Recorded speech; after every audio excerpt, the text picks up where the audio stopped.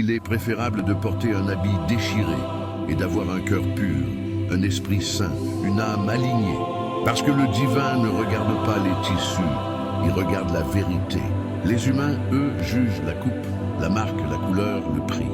Ils admirent le brillant, ils applaudissent le paraître, ils respectent l'emballage.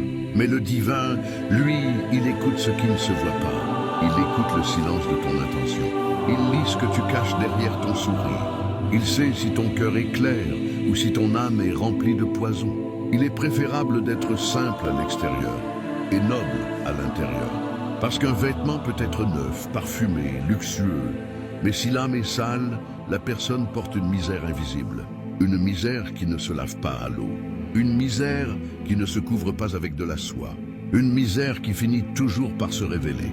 Tu peux porter des habits chers et être en guerre avec toi-même. Tu peux être élégant et être vide. Tu peux être admiré et être perdu. Tu peux être applaudi et être rongé par la jalousie, l'orgueil, la haine, la rancune, la manipulation. Et pourtant, il y a des gens qui n'ont pas grand-chose, mais leur présence apaise. Leur regard guérit, leur parole réconforte. Leur âme est douce, leur esprit est stable. Ce sont des gens qui portent parfois des habits déchirés, mais ils portent une lumière intacte, parce qu'ils ont compris une chose.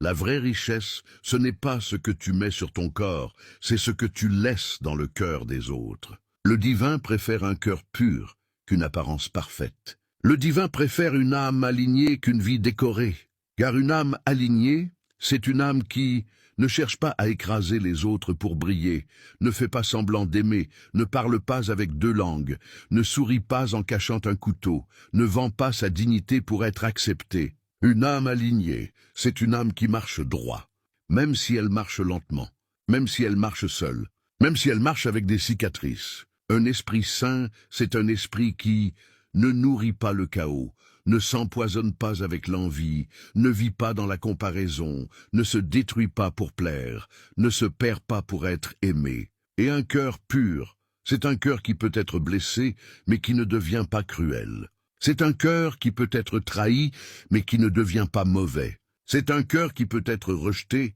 mais qui ne se venge pas.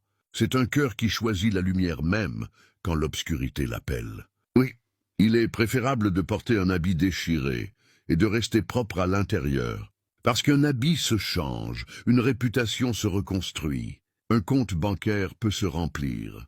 Mais une âme corrompue, si elle n'est pas guérie, elle détruit tout ce qu'elle touche. Et ce que beaucoup ignorent, c'est que la paix intérieure est un luxe que l'argent ne peut pas acheter. Alors ne te laisse pas impressionner par les apparences. Ne te laisse pas intimider par les gens brillants à l'extérieur. Ne te sous-estime jamais parce que tu n'as pas ce qu'ils ont.